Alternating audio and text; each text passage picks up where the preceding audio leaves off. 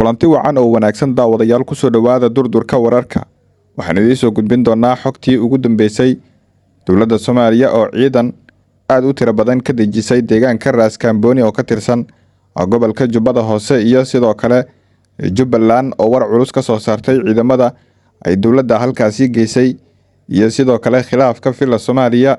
iyo sidoo kale Jubbaland oo cirka isku sii shareeraya marba marka ka dambaysa. haddaba intaan guda galin waxaan ka codsanaynaa haddii ay tahay markii kuugu horeysayna soo booqatay in subscribe-ka noo taabato muuqaalkaana like aad saarto si dad badan uu u gaaro. sida aad badankiin la wada socotaan dowladda Soomaaliya ayaa maanta ciidamo aad u tiro badan diyaarado kaga daabushay garoonka diyaaradaha Aadan Cadde ee magaalada Muqdisho, kuwaas oo markaasi ka dejisay deegaan xeebeedka Ras Kamboni oo ka tirsan gobolka Jubbada Hoose, halkaas oo markaasi la soo warinayo in ay ku sugan yihiin ciidamo aad u tiro badan oo ka tirsan guutada 18aad ee ciidanka Gorgor, iyadoo galinkii dambe ee maantana halkaasi ay ka dejisay ciidanka markaasi gaarka ah ee loo yaqaano Haramcad.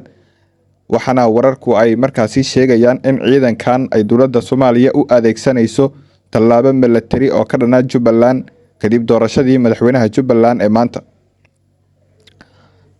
madaxweynaha Jubbaland oo doorashadiisii kadib warbaahinta la hadlay ayaa waxa uu markaasi sheegay in ciidanka dowladda Soomaaliya ay markaasi ciidan ku daabulayso deegaanka Ras Kamboni isla markaana ay ugu talagashay inay ku carqaladayso xasiloonida iyo ammaanka markaasi gobolka. waxa uuna sheegay in gacan bira ay markaasi isaga qaban doonaan isla markaana Jubbaland ay haysato awood ay ku filan ay markaasi isaga dhiciso cid kasta oo markaasi ku soo xadgudubto. taliyaha hogaaminayay ciidanka oo lagu magacaabo Xasan Ciraaq waxa uu sheegay in markaasi ay halkaasi u tageen sidii ay u buuxin lahaayeen goobaha markaasi ay baneeyeen ciidanka ATMIS. waxa xusid mudan waxay tahay ATMIS markii hore ma joogin Ras Kamboni isla markaana ciidamo ATMIS oo ka baxayna ma jirin. sababta uu markaasi hadalkaasi u sheegay waa su'aalaha dadka qaar ay markaasi isweydiinayaan. dhanka kale sida markaasi aad la wada socotaan waxaa marka ka dambeysa cirka isku sii shareerayay khilaafka xoogan ee Jubbaland iyo sidoo kale dowladda Soomaaliya, kaas oo salka ku hayay arrimaha doorashooyinka markaasi dalka. waxaana xusid mudan in Jubbaland goor horeba ay doorashada markaasi lagu kala baxay isla markaana waxa kaliya haatan la sugayo uu yahay caleemasaarka madaxweynaha Jubbaland Axmed Maxamed Islaam. waxaana dowladda Soomaaliya ay horeyba u sheegtay in aysan aqoonsan doonin natiijada ka soo baxda doorashada markaasi ka dhacayso magaalada Kismaayo. haddaba Jubbaland oo war soo saartay gaar ahaan wasaaradda amniga ee Jubbaland ayaa waxaa looga hadlay arinta markaasi la xiriirta ciidanka dowladda Soomaaliya ay ku daabulayso deegaano ka tirsan gobolka Jubbada Hoose sida deegaanka Ras Kamboni. waxaana Jubbaland ay sheegtay in dowladda Soomaaliya ay ciidamo markaasi sharci darro ay ka dejinayso ama ay geenayso deegaanka Ras Kamboni isla markaana aan wax codsi ah oo Jubbaland ay u dirsatay dowladda Soomaaliya oo ku aadan in ciidamo loo keeno aysan jirin, isla markaana ciidankaas loogu talagalay in markaasi lagu carqaladeeyo xasiloonida isla markaana